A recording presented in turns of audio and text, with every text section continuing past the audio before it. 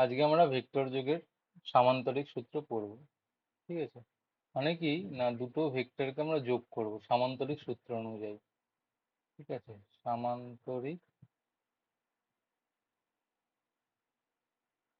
সূত্র অনুযায়ী হচ্ছে ভেক্টর যোগ করব আমরা। ঠিক আছে, ভেক্টরে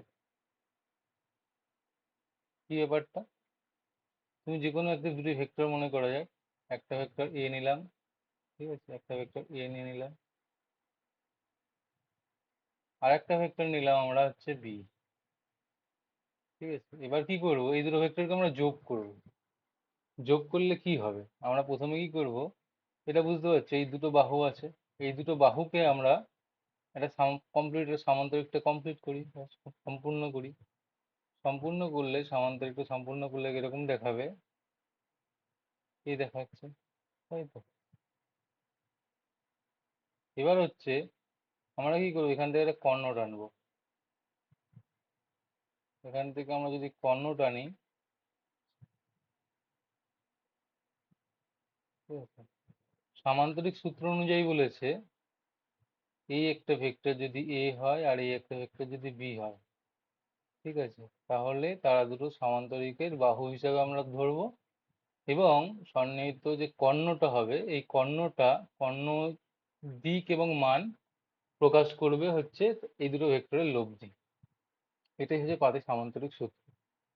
এবার এই সামান্তরিক সূত্র অনুযায়ী আমরা আর এর মান বের করতে পারি, আর এর ভ্যালুটা কত হবে, অর্থাৎ মড আর হচ্ছে কত হবে, আর এর মান কত হবে। এবং এই যে আর ভেক্টরটা এ এর সঙ্গে, এ ভেক্টরের সঙ্গে কত অ্যাঙ্গেল করেছে সেটাও আমরা নির্ণয় করতে পারবো, পাই সমান হচ্ছে কত সেটাও নির্ণয় করতে পারবো, আর এর মান এবং দিক নির্ণয় করতে আমরা পারবো।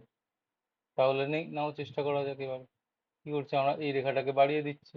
এই রেখাটাকে বাড়িয়ে দেওয়ার পরে কি করলাম, এই বিন্দু থেকে আমরা একটা লম্ব টেনে নিলাম, এটা হচ্ছে 90 ডিগ্রি।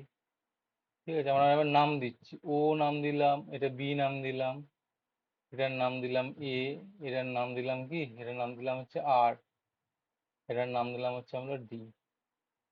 তাহলে আমাদের যেটা জানতে হবে, ও আর এর লেন্থ কত সেটা জানতে হবে। ও এর দৈর্ঘ্য কত, ও এর দৈর্ঘ্য হচ্ছে মডে, মডে ও ইকুয়াল টু মডে ইকুয়াল টু আমরা স্মল এ নিলাম। ওবি ইকুয়াল টু কত, ওবি ইকুয়াল টু হচ্ছে আমাদের mod B equal to small B নিলাম। তাহলে ও আর ইকুয়াল টু কত সেটা আমরা, mod R, mod O R equal to কত সেটা আমরা বের করতে চাইছি।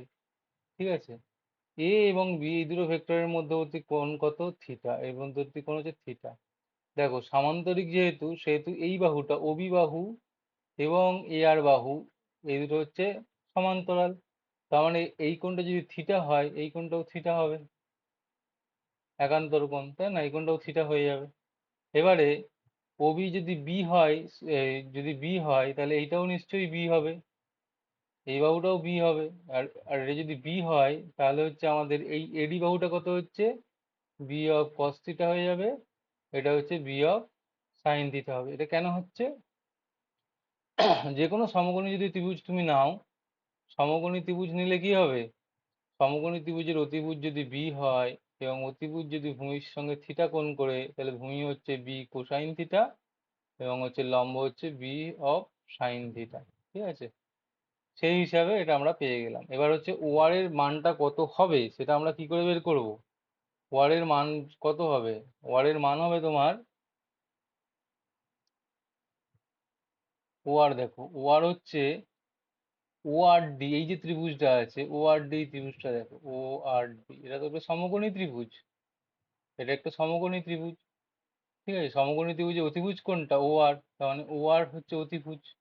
তার মানে ও আর স্কোয়ার ইকুয়াল টু কি পাচ্ছি আমি, ওডি স্কোয়ার প্লাস হচ্ছে আর ডি স্কোয়ার।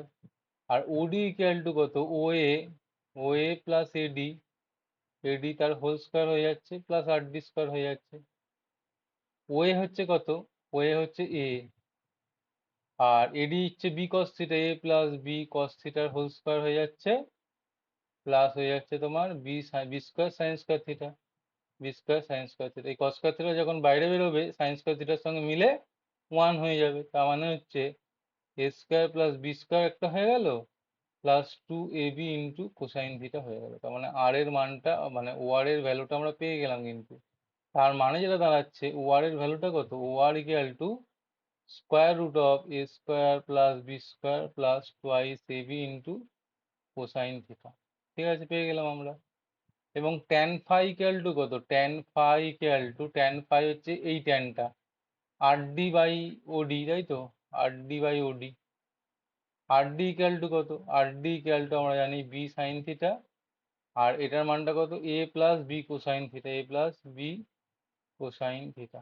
তার মানে আমরা কি পেলাম, এই যে রেজাল্ট্যান্ট ভেক্টরটা আবার লব্ধি ভেক্টরটার মানও জানতে পেরে গেলাম, মানটা হচ্ছে এটা, এবং লব্ধি ভেক্টরের দিকও জানতে পারলাম, দিক হচ্ছে কি ফাই, ট্যান ফাই হিসাবে দিক, মানে যে ফাই যদি অ্যাঙ্গেল হয় ট্যান ফাই পেয়ে গেলাম আমরা। তাহলে মান এবং দিক দুটোই আমরা পেয়ে গেলাম। ঠিক আছে, এবার এইভাবে আমরা কি করলাম, সামন্তরিক সূত্রের মাধ্যমে আমরা দুটো ভেক্টরের লব্ধির মান এবং দিক নির্ণয় করে ফেললাম। Thank you.